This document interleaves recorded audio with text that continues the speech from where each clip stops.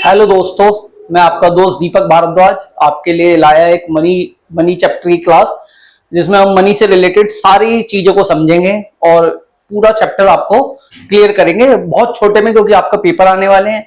ठीक है, आप इसे ध्यान से समझेंगे, आपको एक एक चीज क्लियर करी जाएगी। ठीक है, देखते हैं हम मनी को। ठीक है, देखिए मनी चैप्टर कहां से चालू होता है। मनी चैप्टर चालू होता है बेसिकली बार्टर सिस्टम से। सबसे पहले हमारे को बार्टर सिस्टम समझना पड़ेगा। तो मनी के चैप्टर में सबसे पहले हम बार्टर सिस्टम समझते हैं। बार्टर सिस्टम क्या होता है? देखिए पहले के टाइम में क्या होता था, किसी कॉमोडिटी को किसी कॉमोडिटी से जो एक्सचेंज करा जाता था ना, वो कॉमोडिटी के बदले में करा जाता था। आज की डेट में जब हम किसी कॉमोडिटी को खरीदते हैं तो हम पैसे देके खरीद लेते हैं, लेकिन पहले क्या होता था, पहले किसी कॉमोडिटी को खरीदना होता था, क्योंकि पैसे का प्रचलन नहीं होता था, तो हमारे को किसी को कोई कॉमोडिटी देनी पड़ती थी। जैसे अगर मेरे पास गेहूं है, मैं गेहूं की खेती करता था, और अगर मुझे चावल लेने हैं तो मेरे को चावल लेने के लिए बेसिकली गेहूं देने पड़ते थे। तो it is called commodity for commodity exchange. मतलब पहले बार्टर सिस्टम चलता था, कॉमोडिटी को कॉमोडिटी से ही एक्सचेंज करा जाता। तो ये बार्टर सिस्टम है, और बार्टर सिस्टम को सीसी इकोनॉमी भी, अर्थात commodity for commodity exchange economy भी बोला जाता है। ठीक है, तो बार्टर सिस्टम ये होता है। अब लिमिटेशन की क्या थी बार्टर सिस्टम की, एक एक करके सारी लिमिटेशन को समझते हैं। पहला है lack of double coincidence of wants. इसका मतलब क्या होता है? Lack of double coincidence of wants का मतलब क्या है? सपोज करो मेरे को तेल खरीदना है, किसी से तेल खरीदना है, और मेरे पास गेहूं है देने के लिए, क्योंकि हम बार्टर सिस्टम की बात कर रहे हैं। अब मैं तेल वाले के पास गया, भाई ये गेहूं ले ले और उसके बदले में मुझे तेल दे दे। वो कह रहा है यार मेरे को तो गेहूं की जरूरत ही नहीं है, मुझे तो चावल चाहिए। तो बेसिकली क्या होता है, जब दो लोग मिलेंगे किसी चीज को एक्सचेंज करने के लिए, तो दोनों की जो वांट्स है ना, वो आपस में क्या होनी चाहिए? कोइंसाइड होनी चाहिए। मतलब दोनों की वांट्स आपस में मिलनी चाहिए।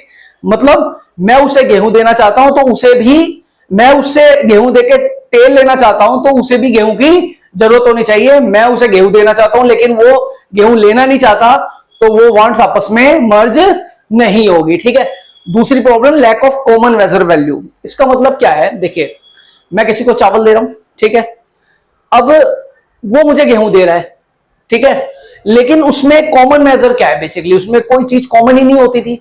आज की डेट में कॉमन चीज क्या है? पैसे। हम किसी को पैसा देते हैं, हमारे पास गुड्स आ जाते हैं। उस टाइम क्या है, मैं किसी को चावल दे रहा हूं, अब मैं चावल तो महंगा आता है, गेहूं सस्ता है, तो वो जो कॉमन मेजर है ना, मतलब कि किस तरीके से मैं 1 किलो चावल दूं, उसके बदले में मुझे कितना गेहूं मिले, या मैं कितना गेहूं दूं उसके बदले में मुझे कितना चावल मिले, तो इस चीज का समझना बड़ा मुश्किल होता था। तो दूसरी प्रॉब्लम ये थी। तीसरी है lack of standard of deferred payment. आज की डेट में क्या है, हम किसी से उधार लेते हैं, हमने 1 लाख रुपए लिया, उसका 10% इंटरेस्ट है, 10,000 रुपए साल का पेमेंट कर दिए। लेकिन पहले मनी का प्रचलन तो होता नहीं था, तो लोग क्या करते थे, लोग कॉमोडिटी को एक्सचेंज करते थे। मतलब जो उधार देते थे वो कॉमोडिटी देते थे, जैसे गेहूं दिया, चावल दिया, कुछ भी XYZ दिया। अब उसकी नेचुरल सी बात है, उधार की पेमेंट भी करनी पड़ेगी, उसका ब्याज भी देना पड़ेगा।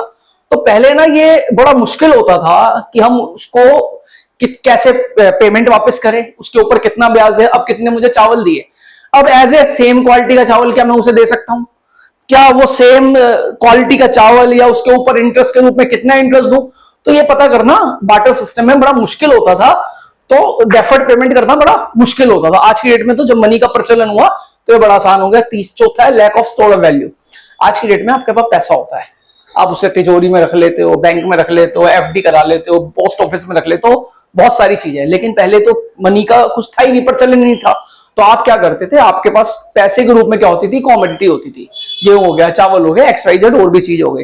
तो आप उनको स्टोर करते थे। बेसिकली पहले क्या है, स्टोर करने के लिए कोल्ड स्टोरेज भी नहीं होते थे, तो हमारे को है ना, ये कॉमोडिटी को स्टोर करना बड़ा मुश्किल होता था। आज की डेट में हमारे को कॉमोडिटी को स्टोर नहीं करना पड़ता, हमारे पास पैसे होते हैं, हम जाते हैं मार्केट से कोई भी सामान ले आते हैं। तो डबल कॉन्सिडेंस बार्टर सिस्टम है ना, ये बहुत सारी प्रॉब्लम आती थी। ठीक है, ये बार्टर सिस्टम आपका यहाँ पे टॉपिक कंप्लीट हुआ। हम दूसरा समझेंगे function of money. Function of money में 2 फंक्शन होते थे, एक होता है प्राइमरी, एक होता है सेकेंडरी। पहले प्राइमरी समझते हैं, मीडियम ऑफ एक्सचेंज। देखिए मनी का प्राइमरी फंक्शन क्या है? Medium of exchange. मतलब हम मनी को किसी भी चीज को एक्सचेंज करने के लिए यूटिलाइज करते हैं। ये पहला सबसे इंपॉर्टेंट फंक्शन है मनी का। इसके बिना इसकी कोई मनी की कोई डेफिनेशन नहीं है। मनी का काम क्या है? किसी चीज को हमारे को खरीदना है, एक्सचेंज करना है, तो हम वहां पे पैसे से उसको एक्सचेंज कर सकते हैं। ठीक है, दूसरा है मेजर ऑफ वैल्यू। हम देखिए आज जाते हैं, हम पार्ले जी का बिस्कुट है, 10 रुपए का है, ठीक है, हम कोई भी चीज खरीदना चाहते हैं उस पर उसका प्राइस होता है, उसकी मनी की वैल्यू होती है। बुक खरीदनी है 200 रुपए की है, चावल खरीदने 80 रुपए के हैं, वो सारी चीजें पता होती है।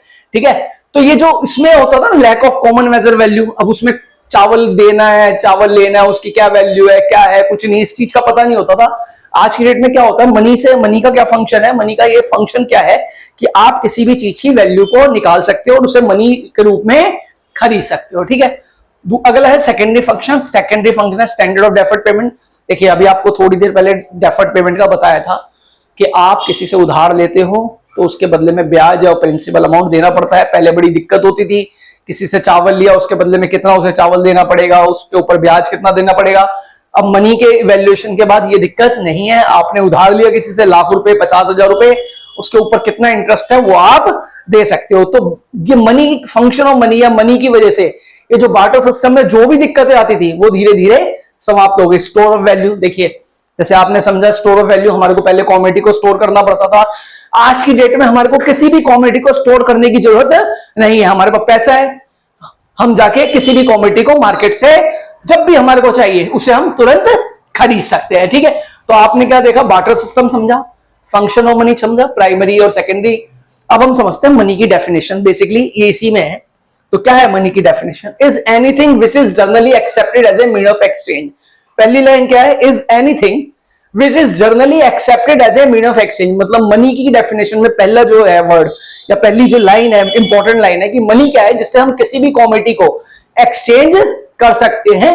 और यहां पे क्या लिखा है, accepted as a mean of exchange. कोई भी व्यक्ति पैसे के लिए, पैसे की वजह से, मनी मतलब पैसे की वजह से वो मना नहीं करता। बेसिकली मनी की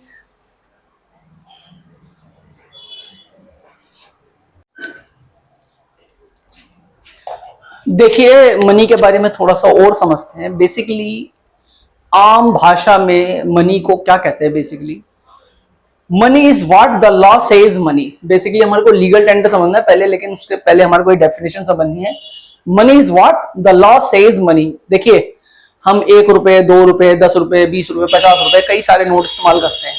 हम क्यों करते हैं, हम घर में तो बनाते नहीं, उसे सरकार बनाती है। अर्थात जिसको सरकार कह रही है या सरकार जिसके लिए रिप्रेजेंट करती है कि वो मनी है, बेसिकली वही मनी है जिसको सरकार कहती है पैसा है और ये मार्केट में चल रहा है और इसकी जो पावर है, जो इसको बैक करता है, वो गवर्नमेंट करता है। तो बेसिकली वही मनी है। क्या, money is what the law से इज मनी। ठीक है, तो बेसिकली ये मनी की और दो चीजें इसमें, एक लीगल टेंडर मनी, एक उसके दो पार्ट है, एक limited legal tender, unlimited legal tender. आप याद करिए जब नोटबंदी हुई थी तो मोदी जी ने क्या कहा था, मोदी जी ने कहा था मित्रों आज से 500,000 के नोट नो मोर लीगल टेंडर। मतलब आज से 500 और 1000 के नोट नो मोर लीगल टेंडर। मतलब इसका क्या था कि जो 500 और 1000 के नोट है सरकार उसको बंद कर रही है। अब सरकार उसको पीछे से पावर नहीं देगी और उसके बाद 500 और 1000 के नोट बंद हो गए थे। तो बेसिकली मोदी जी ने क्या कहा था, नो मोर लीगल टेंडर। मतलब उनका जो लीगल टेंडर था, जो सरकार की रिप्रेजेंटेटिव थी, वो उसमें क्या हो गई, खत्म हो गई। ठीक है, तो दो चीजें होती है, एक legal tender money to make payment of डेब्ट और अदर ऑब्लिगेशन। मतलब आपको कोई भी पेमेंट करनी हो, कोई भी ऑब्लिगेशन हो, तो आप मनी से उसकी पेमेंट कर सकते हैं। तो दो पार्ट है इसके, एक लिमिटेड लीगल टेंडर है, एक अनलिमिटेड लीगल टेंडर है। लिमिटेड लीगल टेंडर क्या है, डिस्चार्ज ऑफ डेब्ट up to a certain limit. मतलब आपको कोई डेब्ट को डिस्चार्ज करना है तो उसके लिए एक लिमिट है कि अगर आप कॉइनेज में सिक्के दोगे, सिक्के के रूप में पेमेंट करोगे तो उसकी एक लिमिट है, उतनी लिमिट तक ही आपको किसी को पेमेंट कर सकते हो, अर्थात अपनी डेब्ट को चुका सकते हो। कॉइनेज एक्ट 2011 क्या कहता है कि अगर आपको किसी को पैसे देने हैं, किसी से उधार लिया है, कोई पेमेंट देनी है, तो 1-1 रुपए के सिक्के आप सिर्फ 1000 रुपए तक ही दे सकते हो। It is called limited legal tender. मतलब आपको जो छोटी मोटी पेमेंट करनी है वो सिक्कों में कर सकते हो, इससे ज्यादा की पेमेंट आप सिक्कों में नहीं कर सकते। और उसमें दूसरा बोल रखा है अनलिमिटेड लीगल टेंडर। मतलब आपको किसी को कितनी भी पेमेंट देनी हो, क्या आपको किसी को कितनी भी पेमेंट देनी हो आप उसे नोटों में दे सकते हो। इसका मतलब अनलिमिटेड लीगल टेंडर होता है। 1000 रुपए तक की payment as per coinage act 2011 आप सिक्कों के रूप में, 1-1 रुपए के सिक्कों के रूप में 1000 रुपए तक की दे सकते हो। ठीक है, फिर नॉन लीगल टेंडर मनी क्या है और ऑप्शनल मनी क्या है। देखिए आपको किसी को पेमेंट करनी है तो जरूरी नहीं आप उसे कैश में करो, उसके पास ऑप्शनल भी होता है। क्या होता है, चेक से दे सकते हो, बैंक ड्राफ्ट देख सकते हो, बिल ऑफ एक्सचेंज दे सकते हो। तो मनी के अलावा ये भी पेमेंट के कुछ साधन है, जैसे cheque, bank draft, bill of exchange के द्वारा भी आप पेमेंट कर सकते हो। इसे नॉन लीगल टेंडर और ऑप्शनल मनी भी कहा जाता है। ठीक है, देखिए पहले के लोग बड़े समझदार थे, जिन्हें लोग व्यापारी कहते थे, लाला कहते थे। उन्हें मनी की वर्थ पता होती थी, इसलिए है ना वो बेवजह ना पैसे को खर्च नहीं करते थे। उन्हें हमेशा पता था कि जब मुसीबत आएगी, आर्थिक या कैसी भी दिक्कत आएगी, तो जो सबसे भरोसेमंद साथी है ना वो पैसा ही है।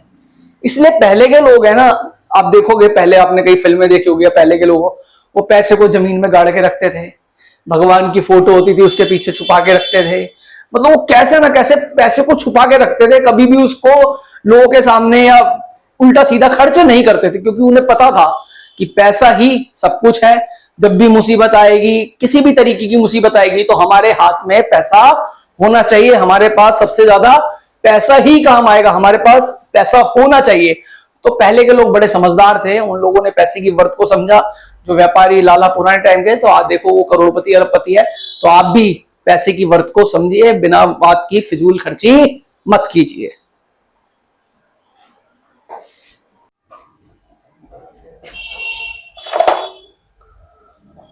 देखिए मेजर ऑफ मनी सप्लाई का मनी चैप्टर का लास्ट टॉपिक है, जिसमें हम मेजरमेंट ऑफ मनी सप्लाई पढ़ेंगे। सबसे पहले आरबीआई ने एक narrow measure of money supply 1967-1968 में मनी सप्लाई को कैलकुलेट करने के लिए जारी किया था। उसके बाद 1977 में मनी सप्लाई के लिए उसने अल्टरनेटिव मेजर चालू करा, जिसे M1, M2, M3 और M4 बोलते हैं। ये बड़ा इंपॉर्टेंट है, पेपर में जरूर आता है। एक एक करके मैं आपको सारे बताऊंगा, आप कृपया करके ध्यान से सुनिए। सबसे पहले है M1। M1 में क्या है? Currency and coin with public. जो पैसा हम जैसे लोगों के पास होता है नोट के रूप में या करेंसी के रूप में या कॉइन के रूप में, plus demand deposit of commercial bank. जो पैसा हम बैंकों में जमा करते हैं, जिसे हम कभी भी डिमांड करके विड्रॉ कर सकते हैं, plus other deposit with RBI. अब ये अदर डिपॉजिट विद आरबीआई का मतलब क्या है? इसका मतलब है RBI held on demand deposit of foreign exchange. जो फॉरेन बैंक का डिमांड डिपॉजिट अपने पास रखता है आरबीआई। गवर्नमेंट का डिपॉजिट, पब्लिक फाइनेंशियल इंस्टीट्यूशन जैसे वर्ल्ड बैंक, आईएमएफ का, वो डिपॉजिट, इन सभी चीजों का डिपॉजिट आरबीआई अपने पास रखता है। It is called other deposit with RBI. ठीक है। दूसरा है M2। M2 में क्या आता है? एक तो M1 आएगा। M1 में क्या आया था दोबारा देखते हैं। Currency and coin with public plus demand deposit of commercial bank plus other deposit RBI. आपको अदर डिपॉजिट आरबीआई का मतलब अच्छे से समझ में आ गया होगा। M1, M2 में क्या आता है? M1 plus saving deposit with post office saving bank. आप कभी पोस्ट ऑफिस गए होंगे, वहां पे सेविंग अकाउंट में आपने पैसा जमा करा होगा। लेकिन जब हम सेविंग अकाउंट में, पोस्ट ऑफिस के सेविंग अकाउंट में पैसा जमा करते हैं, तो उसे जैसे बैंक में पैसा जमा करते हैं, उसे हम चेक से विड्रॉ कर सकते हैं। लेकिन जो पोस्ट ऑफिस के सेविंग अकाउंट में हम पैसा जमा करते हैं, उसे चेक से विड्रॉ नहीं कर सकते। वहीं पे जाके हमारे को स्लिप वगैरह भरनी पड़ती है। तो M2 में क्या आता है? M1 plus saving deposit with post office saving bank. ठीक है, जिसको चेक के थ्रू विड्रॉ नहीं करा जाता, क्योंकि अभी भी बैंक में चेक का सिस्टम लागू नहीं हुआ। ठीक है। फिर देखते हैं हम M3। M3 में क्या आता है? एक तो M1 आता है, M1 आपने देख ही लिया, plus net time deposit with RBI. ठीक है, विद, सॉरी गलत बोल गए, M1 plus net time deposit with bank. अब ये net time deposit with bank का मतलब क्या होता है? आप एफडी कराते हो, फिक्स डिपॉजिट कराते हो या आरडी कराते हो, जो एक पर्टिकुलर टाइम तक के लिए बैंक के पास रहता है। जब तक वो मैच्योर नहीं हो जाती आपको नहीं मिलता। वैसे हम मैच्योरिटी से पहले भी पैसा निकाल सकते हैं, उसकी कुछ लिमिट होती है, 4 महीने बाद, 6 महीने बाद।